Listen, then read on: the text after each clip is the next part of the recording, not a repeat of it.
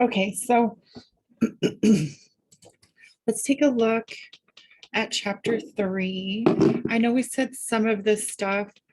It's never a bad idea to go back over what we said or done.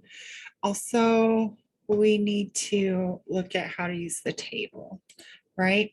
We looked at standardizing values. We also need to look at unstandardizing values. So there's a couple of things we didn't get to. So we'll take a look at those homework questions that are in the book.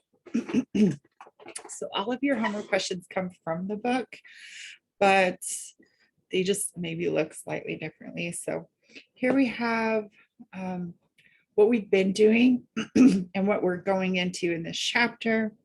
So we've always been looking at, I don't want the annotator on. We've always been looking at making a plot for the data, usually a histogram or stem plot, looking for the overall pattern, the shape, center variability, for striking deviations such as outliers, calculate a numerical summary to briefly describe center variability. Hold on, I'm gonna pause and go make my coffee. Okay, so in this chapter, we add one more step to this strategy. That is, sometimes the overall pattern of a large number of observations is so regular that we can describe it by a smooth curve, right? So we take these distributions that were histograms and we try to draw a curve that represents the data. We like the normal distribution here. That's the one we're after. So the objectives were to look at the density curve, to describe it, look at normal distributions, describe it using the 68, 95, 99.7 rule, then standardize into the standard normal distribution, finding normal proportions using the standard normal table, and finding a value given a proportion. So kind of those last three things we really needed to get to and had that snow day. Okay, so a density curve is a curve that is always on or above the horizontal axis and has exactly one, has area exactly one underneath it. So we're looking at a curve or a shape, right? So some line or such like we were just looking at.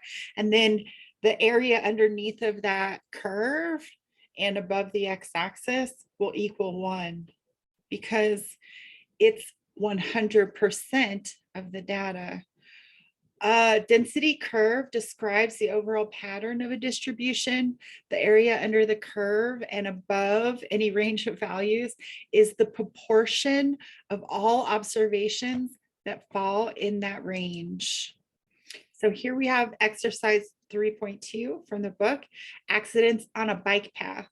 Examine the location of accidents on a level 5-mile bike path shows they occur uniformly along the length of the path. Figure 3.4 displays the density curve that describes the distribution of accidents. So it's equally likely that an accident will happen at any point along this curve, right? This path. The path is 5, let me get the pin out, is 5 miles long. So that's the 5 miles. And because the area under the curve is 1, and area of a rectangle is length times width, right? Length here is 5, right? 1, 2, 3, 4, 5 spaces. So our height has to be 1/5 in order for area to equal 1, right? And so that's what we're looking at here in terms of this distribution. Anywhere along the 5-mile stretch, it was equally likely that you would have an accident. So that's what this distribution looks like and what it's explaining. Figure 3.4, it says here, the density curve for the location of accidents along a 5-mile bike path for exercise 3.2. And then we get to A, but I have it on the next page. So here again, and then A, explain why this curve satisfies the 2 requirements for a density curve. So we talked about the first one kind of. Let's see if I can find the back arrow. Oh, that's why I had it on this page. So one was we verified that the area was 1, right? Because we said length was 5 and, well, height is 1/5. 5/5 is a whole. And it's always on or above the x-axis. That's true. So we verified the parts without necessarily acknowledging that's what we were doing, but that's what A wanted us to do. Okay, and now we can look at B. The proportion of accidents that occurs in the first 2 miles of the path is the area under the curve between the density under the density curve between 0 miles and 2 miles. So if we look at our drawing, right, we cut ourselves off at the 2-mile mark, we're looking at trying to find this area because this area represents the proportion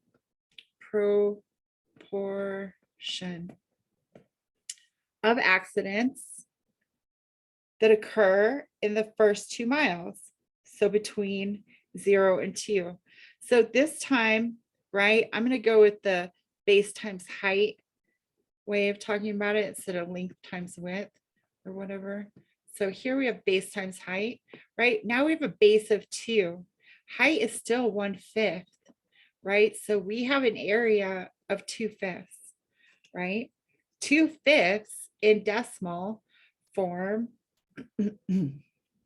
is 40%, right? 0.40. And so it doesn't ask, oh yeah, it does. Does it ask for the proportion? No, it just says, what is this area? So we'll answer 0.40. There is a stream alongside the bike path between 0.7 mile mark and the 1.5 mile mark. What is the proportion of accidents that happen on the bike path alongside the stream? Okay, so let's see.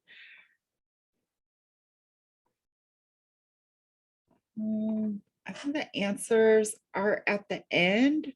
I was just wondering, we might want to keep track of them, right? A was checking off our 2 rules. B, we have a 0.40. And then on C, we want to erase this image and draw our new area. Okay, so we're told that there's a stream. It starts at about, let's see, this is 0.5, right? So halfway would be 0.75. So I'm just gonna go there. Okay, just to get a height. So I'm saying that's the 0.7 on on the path, right? That's where we hit the water, right? So there's like a river. The stream along the path between 0.7 and 1.5. So I overdrew my stream up there. Right, the stream just goes along this much of the bike path to the 1.5. 1.5. Okay, so the base of our rectangle, right? Base is 1.5, take away 0.7 for a base of 0.8. And our height, right? Base times height, that's 1/5, right? So the area that we're looking at, the area itself is, oh, don't do that. Sorry, I was trying to switch colors so I could leave my river.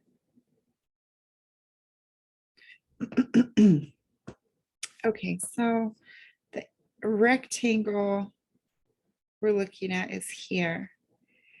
It's the area under the curve.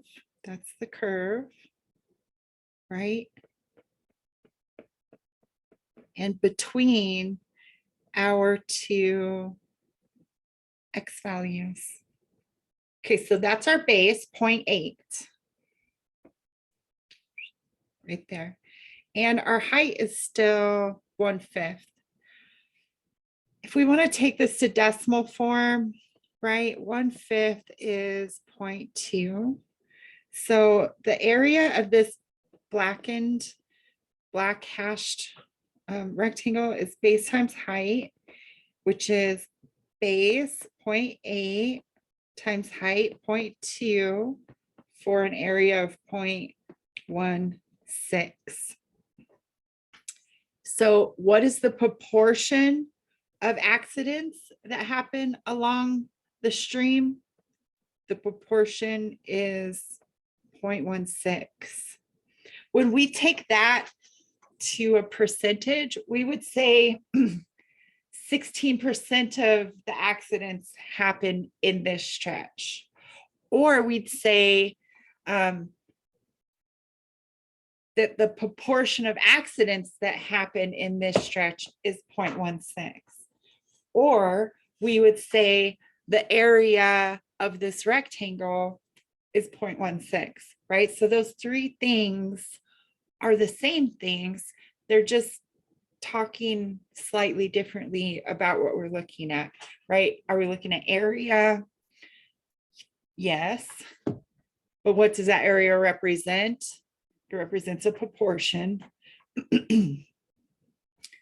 Okay, so and then sometimes we also talk about percents. There are, oh wait, I stopped writing. Let's see, B was 0.4, C was, we just did it. 0.8 times 0.2. And now D, let's look at D. And this is 3.2. The roads at the ends of the bike path, but the remainder, sorry, let me look at the bigger screen. There are roads at the ends of the bike path, but the remainder of the paved bike path goes through the woods. What proportion of accidents happen more than 1 mile from either road? Hint, first determine where on the bike path the accidents need to occur. to be more than 1 mile from either road, and then find the area. So over here is road, right? And over here is road. We need to be at least a mile in from each road. So that under the curve, we're looking at the area of this shaded rectangle, which has a base of 1, 2, 3. So area for D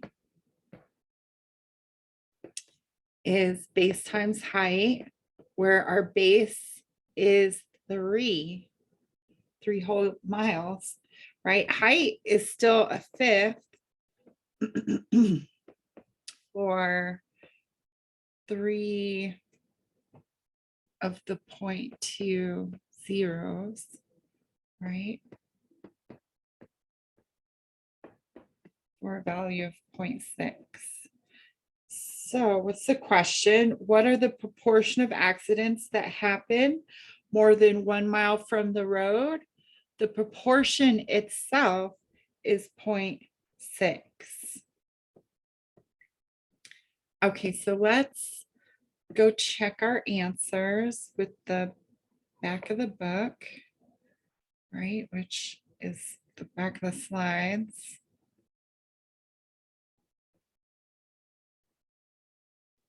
Okay, so let's go to the back of the slides.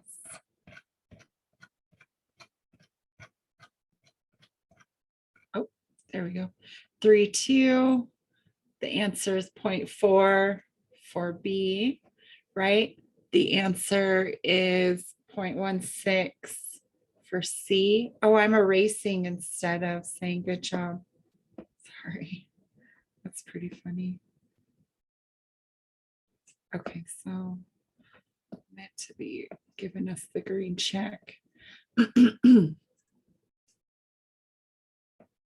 then the part of the bike path for D is 0.6, right? So we have the back of the book answers and they matched up with what we were doing, right? So let's get back where we were.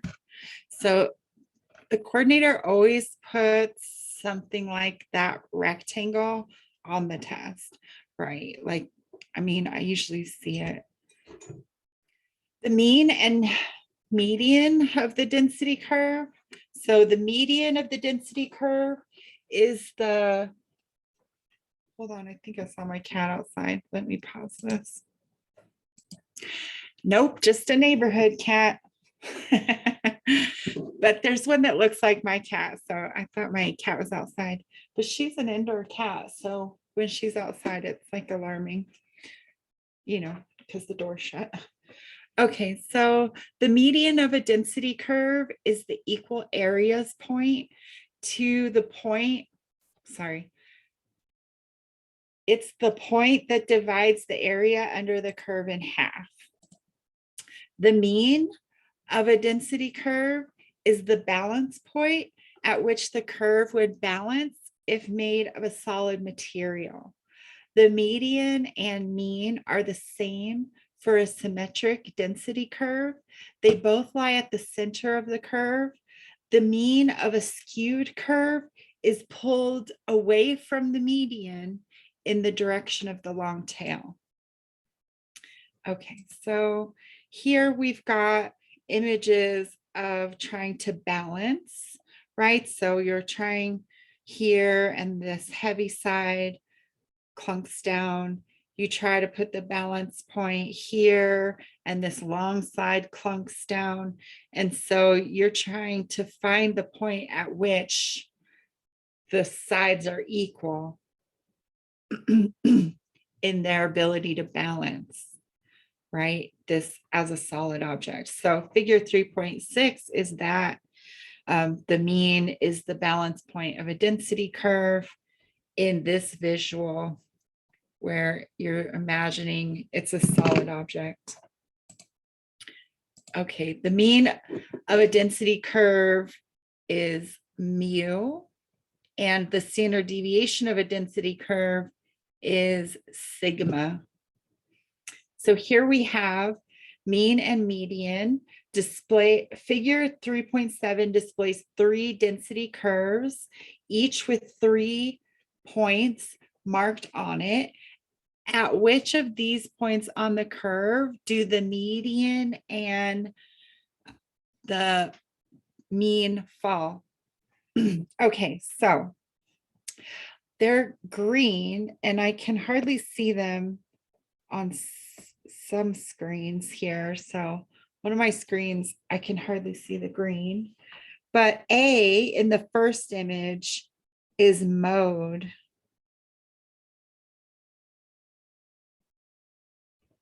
So hold on, I'm gonna have echo. So let me pause this. Okay, I'm back. I had to switch out to some plug-in earphones. All right, so wonder what that arrow is pointing at. Oh yeah, something here. Okay, so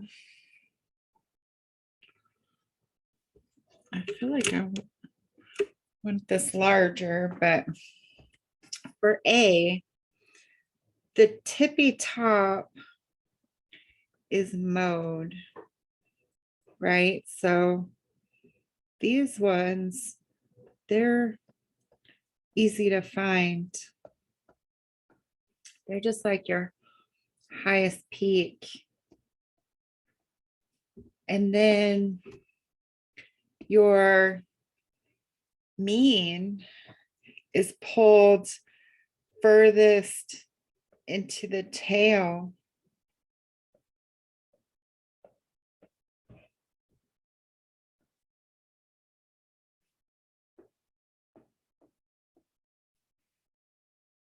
Or in a symmetric, it's right in the middle, right? So our mean would be right there.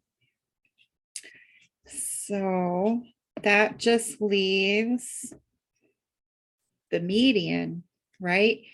In B, the median is B because that's the halfway mark where you have half on one side, half on the other. And in A, the median is also B, as well as in C.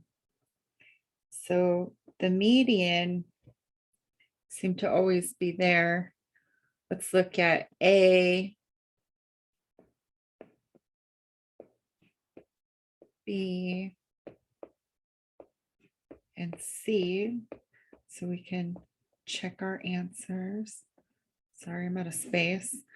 Let's see. So they just wanted us to identify mean and median, right? We seem to think the median was B on all of them, right?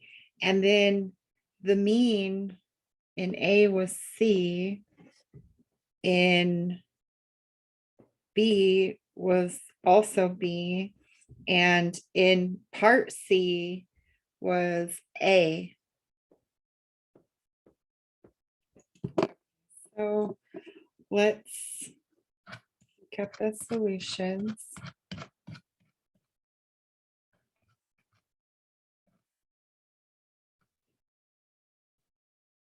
The mean is C, the median is B, so A is correct.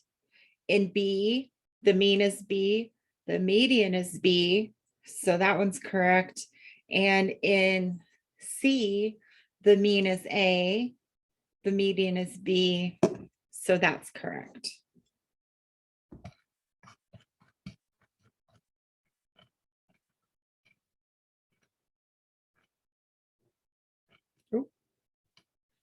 Nope, that's.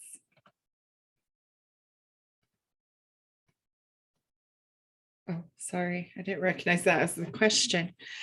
All normal curves have the same overall shape, symmetric, single peaked, and bell shaped.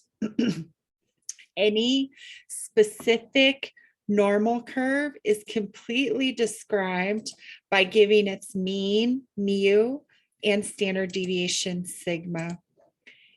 And if they don't tell us, it's denoted in mu, comma, sigma.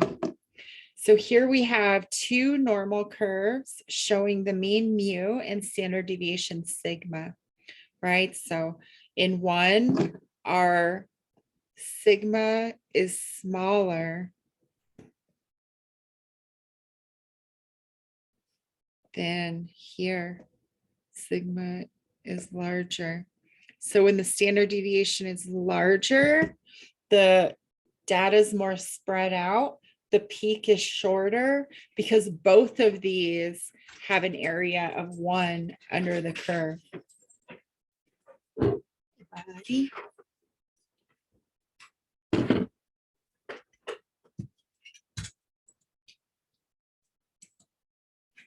A normal distribution is described by a normal density curve. Any particular normal distribution is completely specified by two numbers, its mean mu and its standard deviation sigma. The mean of a normal distribution is at the center of the symmetric normal curve. The standard deviation is the distance from the center of the change of curvature, from the center to the change of curvature on either side. So we were using that to draw the shape itself. Right, there's like a concavity point there, an inflection point where concavity changes. Okay, so clear this out. Then we get this roll, and I know we saw it all layered on top of each other, but I kind of like to look at it separated. So in the normal distribution with mean mu, so centered at mu, and standard deviation sigma, approximately 68% of the observations fall within sigma of the mean mu. Approximately 95% of observations fall within 2 standard deviations, right? So 1, 2. And 99.7% of all observations falls within 3 standard deviations of the mean, right? So sigma is standard deviations and mu is mean. Okay, so I find when they're right under each other, they're easier to compare. And when they're not on top of each other, they're easier to understand, kind of. But that's just my opinion. 3.7, we have monsoon rains. The summer monsoon rains bring 80% of India's rainfall and are essential for the country's agriculture. Records going back more than a century show that the amount of monsoon rains vary from year to year according to a distribution that is approximately normal, with mean 852 millimeters and standard deviation 82 millimeters. Use the 68, 95, 99.7 rule to answer the following questions.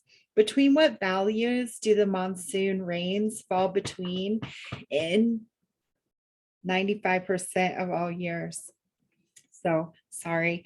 Between what values do the monsoon rains fall in 95% of all years? Got distracted by my dog. Okay, so we're looking at this picture here.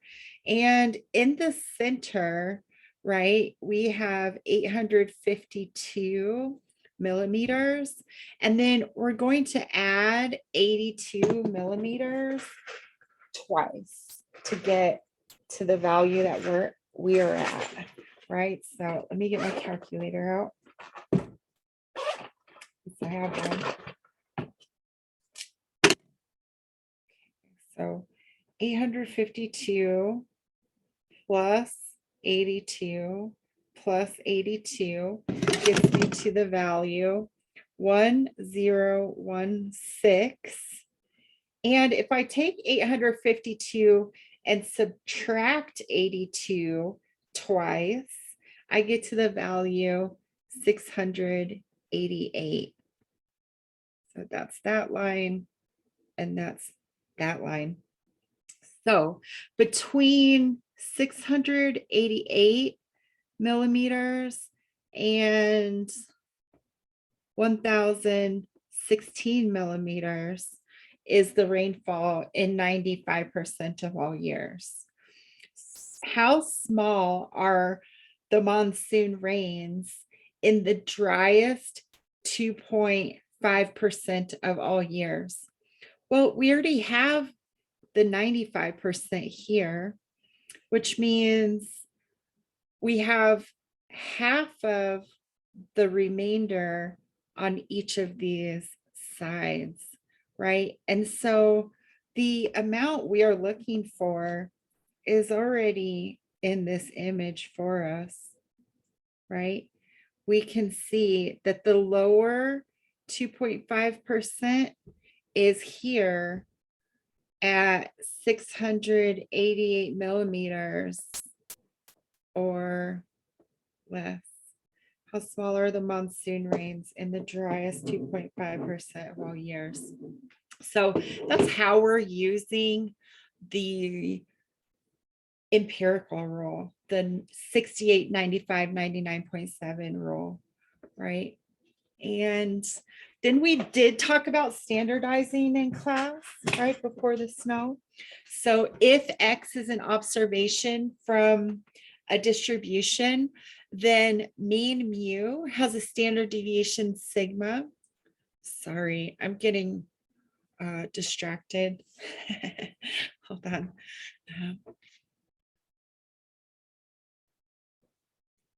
Okay, if X is an observation from a distribution that has mean mu and standard deviation sigma, the standardized value of X is Z equals X minus mu divided by sigma. A standardized value is often called a Z-score. So this is our Z-score. The standard normal distribution is the normal distribution where mu equals 0 and sigma equals 1. So with mean 0 and standard deviation 1. If a variable X has a normal distribution where you have n of mu and sigma with mean mu and standard deviation sigma, then the standardized variable is Z equals X minus mu over sigma. Then that standardized variable has the standard normal distribution, right? So this is standardized so that our normal curve, which used to be centered at mu and talk about adding sigma or subtracting sigma, now that we have a standard normal curve, that's what this is, standard normal curve. Now we just replace those values with a 0 at center and increment in ones, right, whole numbers. So this is a standard normal distribution. So that's all. We have the same Z-score type situation. But once we standardize our value, we now have a standardized normal distribution. That's all we're trying to say. Right? So much words to say it though. Okay, so here we have SAT versus ACT. In 2013, when she was a high school senior, Idona scored 670 on the mathematics part of the SAT. So she scored a 670 on the SAT.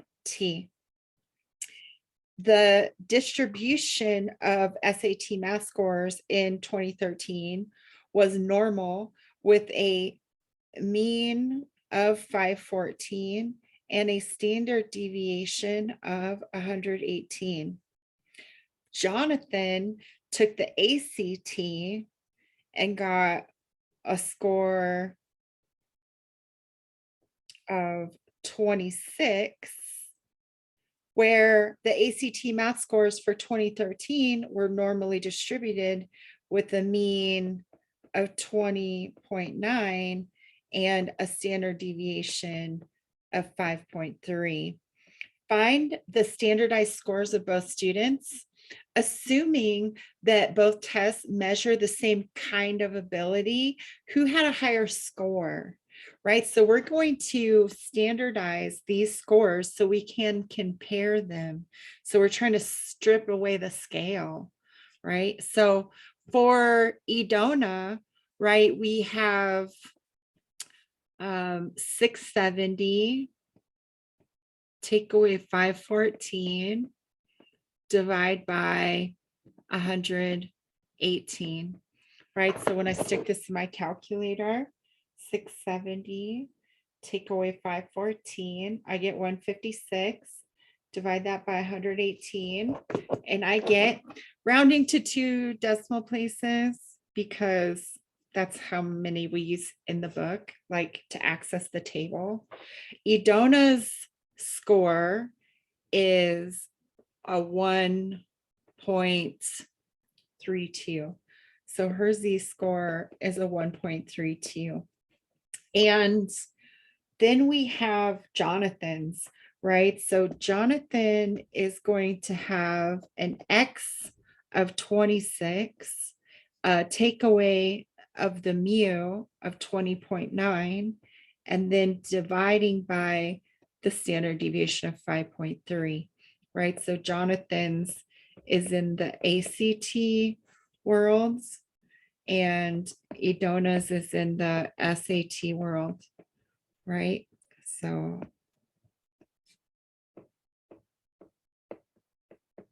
okay, so let's put that in 20, clear that out. 26 minus 20.9 gives me 5.1, divide by 5.3, and we see that Jonathan got a Z-score of 0.96 when rounded to 2 decimal places. So the Z-score of the student on the ACT is lower than the Z-score of the student on the SAT. So Idona did better because the Z-score is higher. The cumulative proportion for a value X in a distribution is the proportion of observations in the distribution that are less than or equal to X. So the area under the curve to the left of X is the proportion of observations in the distribution that are less than or equal to X. And it's cumulative because you're going from left to right and gathering more and more as you go along. So if our X was to slide over here, right, we'd collect all of this on our way over there. Okay, so using table A, which is where we got hung up from the snow. We have then the 4 steps of problem solve. Well, these aren't the 4 steps of problem solving, but they're similar, right? State and understand the problem. But then for us, we have to standardize, then use the table. So that's us making a plan and carrying out the plan, right? So here, the steps of finding proportions using the table. So you want to state the problem in terms of the observed variable X, draw a picture that shows the proportion you want in terms of cumulative proportion, because maybe you want this side and not that side, right? And so drawing a picture is important to understand what side you're looking at.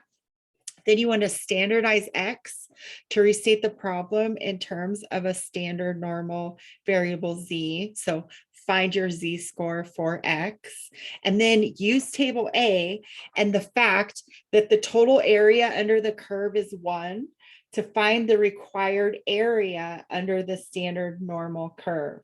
So we're going to use the table and the standard normal curve so that we can find proportions, which are the same as the area, right? So here we want to use table A to find the proportion of observations. Looks like I cut the words off there. From a standard normal distribution that satisfy each of the following. In each case, sketch the standard normal curve and shade the area under the curve relevant to the question, right? And then use that to answer these questions. So we're told in this imagery, right, in A, we're told that we have a Z-score of negative 0.76. So, I mean, that's a little too far over and too close to the 1. And then, but still, it's just, we're just eyeballing it, right? So that's a Z-score of negative 0.76, right? It's almost to the -1 notched there. So we can put that too. It's just, I don't want to crowd it too much. But now what we're looking for is the area, area less than this value. And so when we go to the table, right, we're going to, we'll leave that there for a second. I'm actually going to put our curve on here so we know what we're looking at when we go to the table. Okay, so let's scroll down to the table. Okay, so here is what table A looks like. And we're looking for the Z-score of negative. So look at your negative table, right? So that's the negative table. So we're looking for a Z-score of negative 0.7. That's this row. So go to your negative 0.7 row, and then you're looking for an ending number of a 6. So this column, the entry in the intersection of that row and that column, giving us the negative 0.76 Z-score is here, 2236. And as you can see, it's the area to the left of this Z-score. That's the same area we're looking for. And so the area the book gives us is the proportion that we're looking for, because it is on that side, right? And so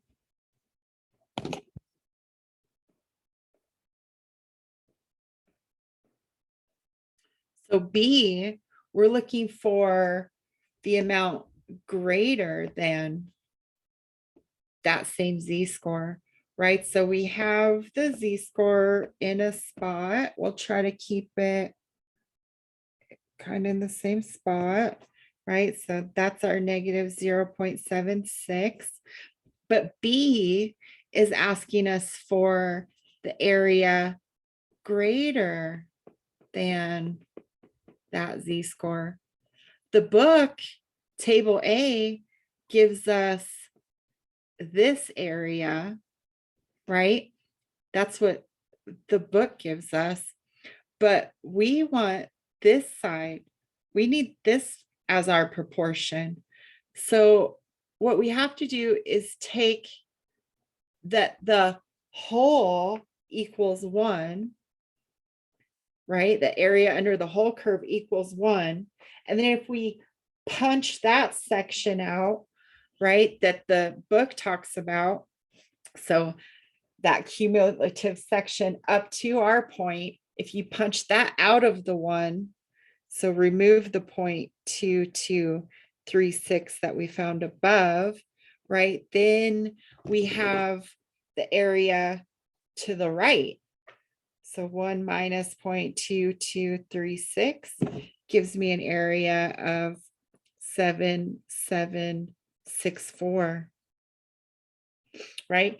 That area is the proportion of observations greater than this one, right? More extreme than this z-score. Now we have a z-score of 145. So about the positive 1.5 range. So that's like 1.45. And the book is asking us to look for the area to the left. And luckily, right, that's the side the book gives us when we look at table A, right? So we're going to go to the book and we're going to look up what table A tells us the area is here, right? So we'll go to the z-score table. This time we're going to look at the positive side. I've kind of colored on it a little already, it looks like, but we'll get a pen out here. So there's the 1.4 row, right? So I'll underline that row. And then we're looking for the 0.05 column. And that gives us this value here of 9265. And it's 0.9265, right? So I'm going to erase those table marks and then go back to our questions right here, where what table A gave us is the answer. That is this proportion, right? So the proportion on C is the same value table A gave us. And now, if you look at what D is asking us to go from the -76.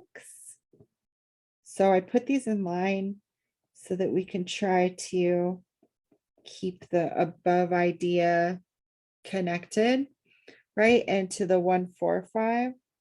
So about there, right? So that's our 1.45 and that's our negative 0.76. Now, if we want to look at values between these two, right? We go, well, we've already found the table's cumulative distributions for these two, right? So we're going to take the farthest one to the right and take away the leftmost. And I don't mean z-score, I mean their areas, right? So we want to take the area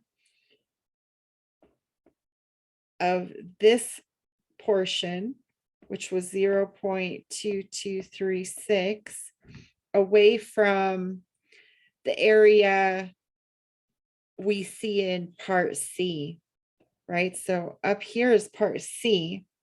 We have a shape, right, that's already ending at the 1.45 that had a area of 0.9265, right, from table A.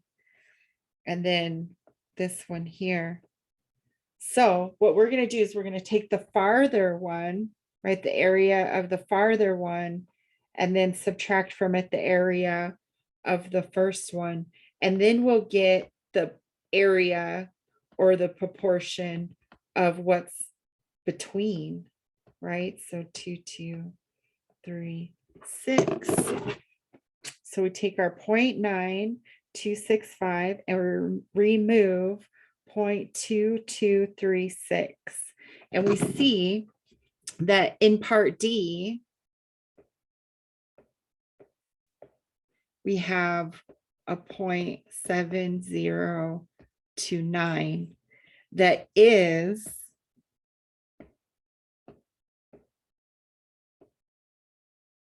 right, the area between these two z-scores, right? So using the standard normal curve right underneath of each other so that we can see what we're doing, right? In A, we just looked up the value in the book. In B, we've removed that value from 1. In C, we just looked up the value in the book. And in D, we removed A from C. Okay, so we can scroll to the solutions and double check ourselves, right? We've got, and we see the answers to that one we didn't check, right? 688 to 1016, and then less than 688. Edona got a 132. Jonathan got a 0.69, 0.96, and Edona's score was higher, right? And then this one, 0.2236, check. 0.7764, check. 0.9265, check. And 0.7029, check. Okay, so let's do this monsoon one then. So here we've got monsoon rains. The summer monsoon rains in India follow approximately a normal distribution with mean 852 millimeters of rainfall and standard deviation 82 millimeters. In the drought year 1997, 697 millimeters of rain fell. What percent of all years will India have 697 millimeters or less of monsoon rain? Okay, so we are going to standardize that value. So we're going to take Z equal to X minus mu over sigma, right? X is 697, mu is 852, and we'll divide by 82, right? So we have 697, take away 852, hit enter, divide by 82. We have a z-score of negative 1.89. So in our picture, we have a z-score that's almost to the -2, right? It's right here at the negative 1.89. And they're asking us for the percentage, here percentage of all years that India will have 697 millimeters or less.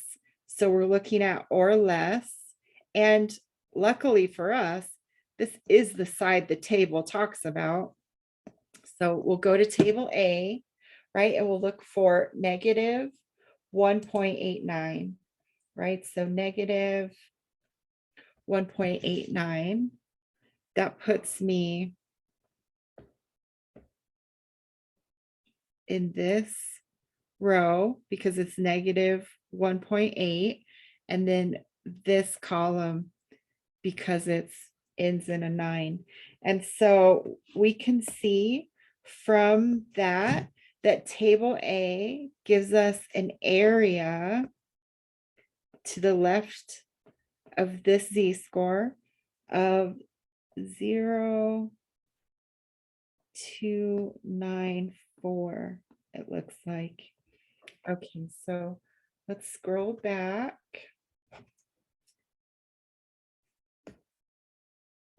Get rid of some of that stuff. It's blocking me.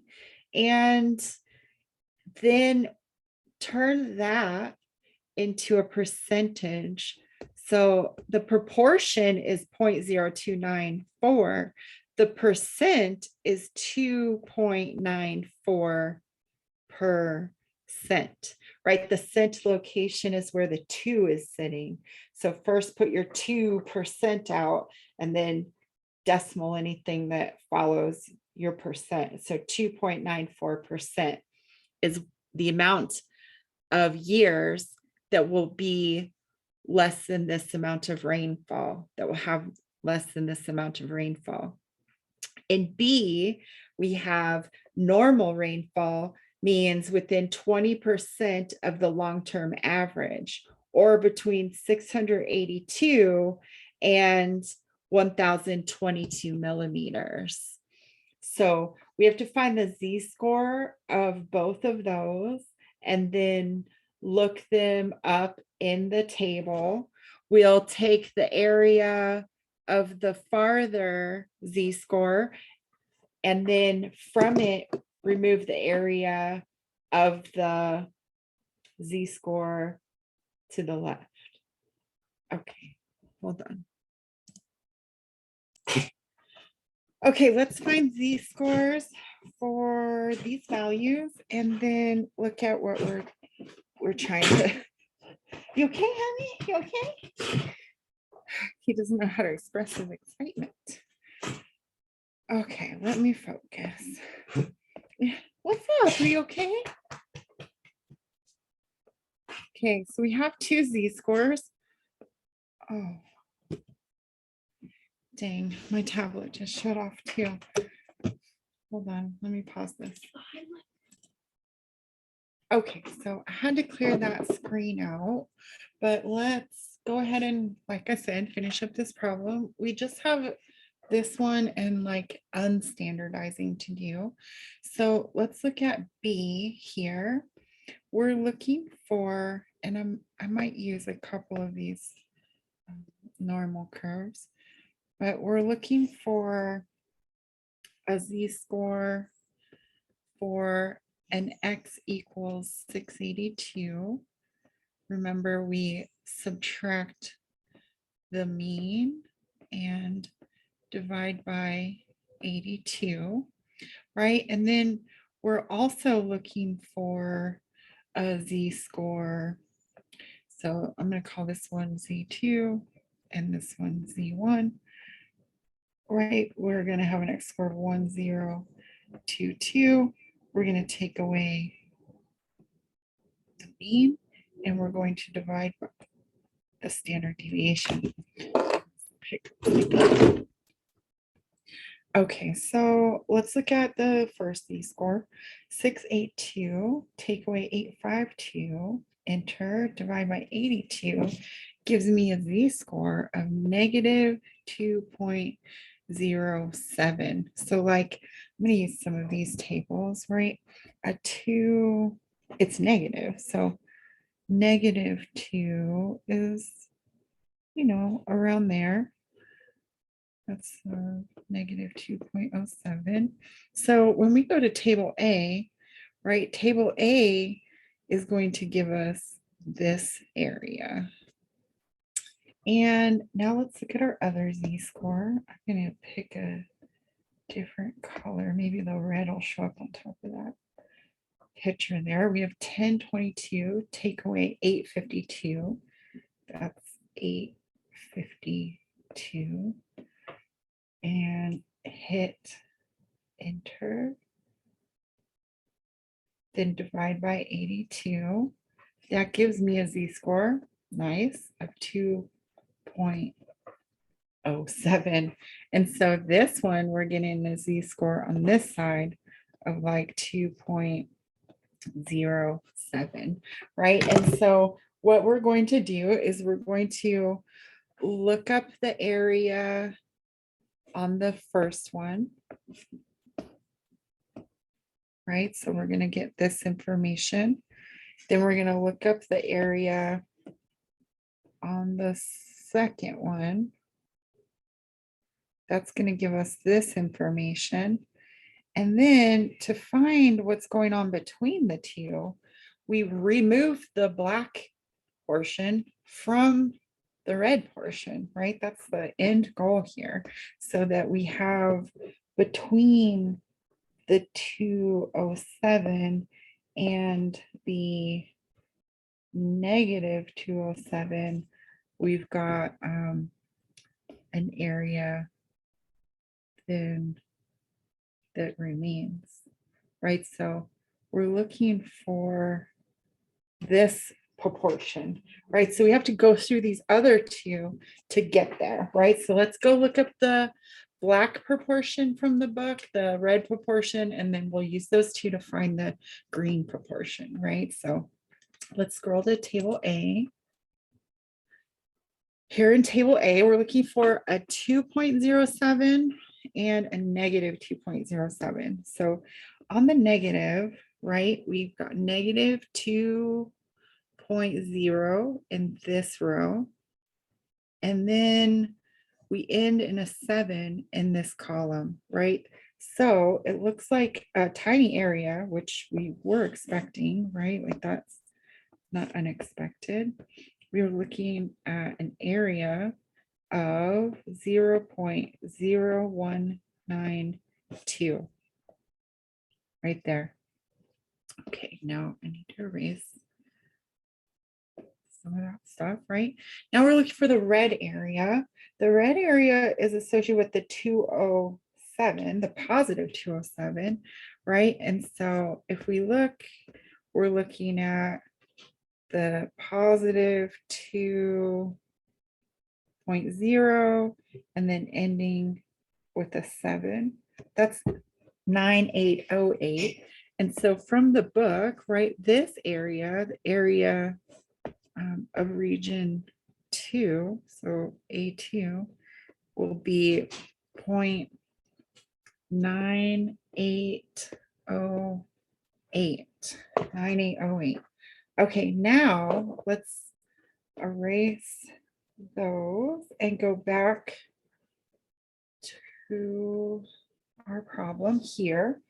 Now what we're seeing is that the red has an area or a proportion of 0.9808. The black has a proportion of 0.0192. And if we punch that black piece out of the red one, we'll be left with the green there, right? We'll be left with the area between these two values. And so in green, what we have, right, this area will be area, right, equals A2, take away A1, where this one will be A1. So that we have 0.9808, take away 0.0192, right? So 0.9808, take away 0.0192 gives me a remaining balance, right? A remainder of area of 0.9616.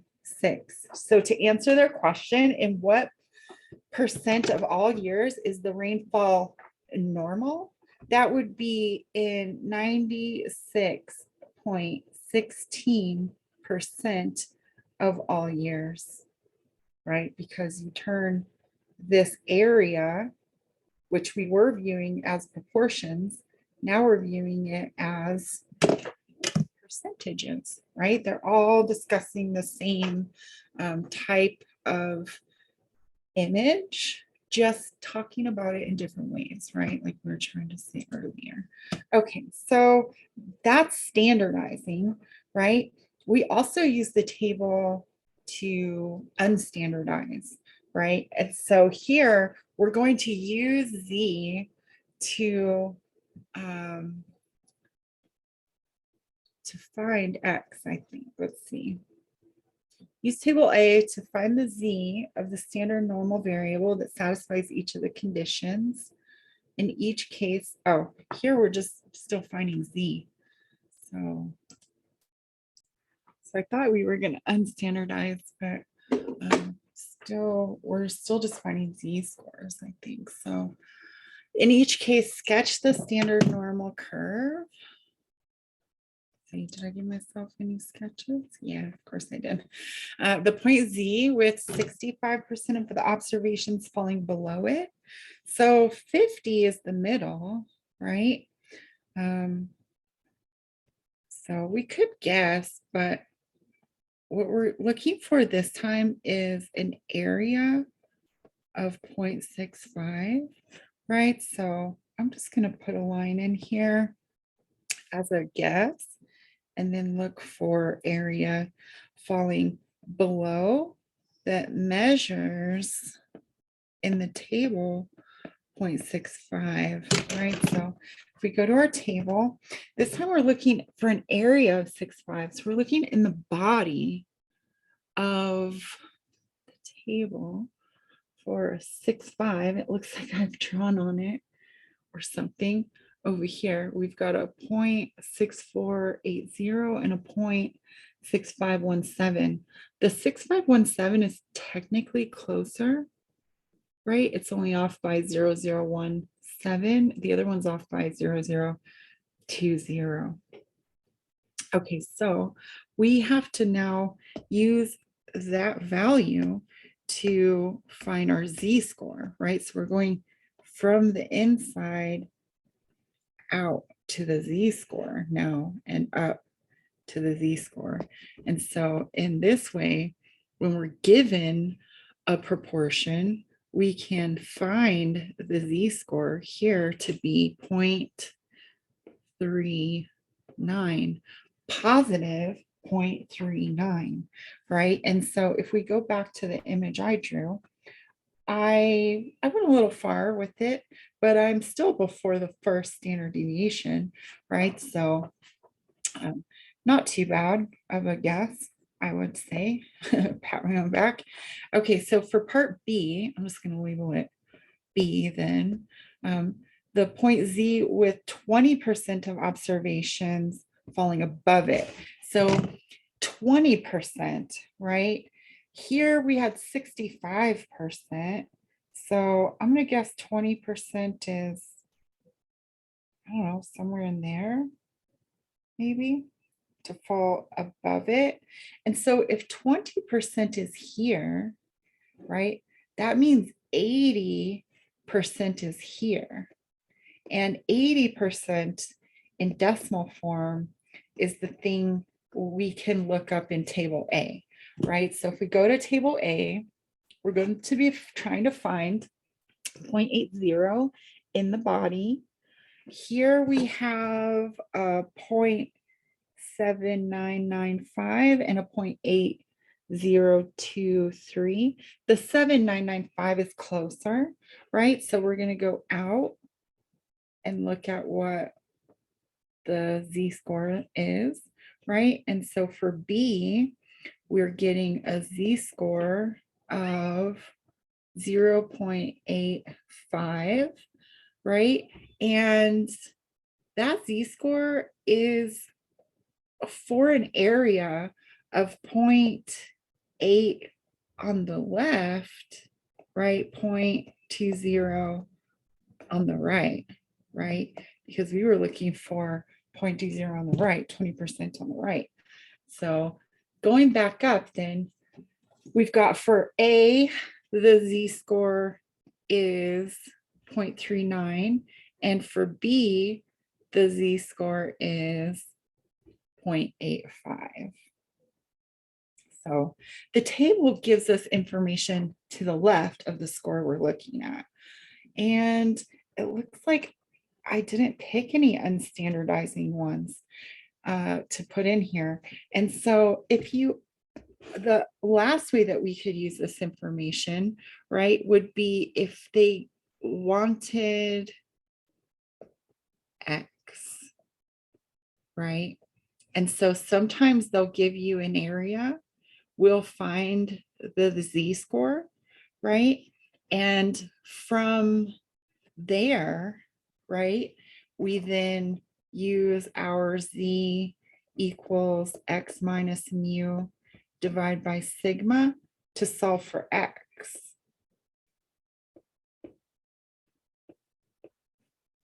So we would have x equals mu plus z times sigma out of that equation. And so sometimes they give us a percent or an area or a proportion, kind of all the same thing. Then we find z like we did here, and then we find x, right? So that would be the process of unstandardizing. So I hope that helps a little with your homework, more so since we had that snow day. Please email me if you have questions, but also I have 6 to 7 stats table hours in Zoom. So you can find that link in Learn, or you can also find that link in Launchpad. So if you have any questions, please come see me at the stats table.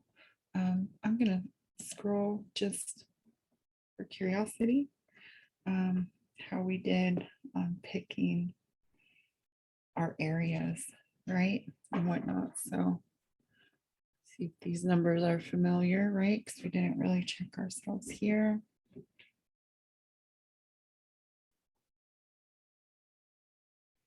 A z-score of 0.39. And then here we got a z-score of 0.84. So, okay. All right. Thank you. Let me know if you have questions.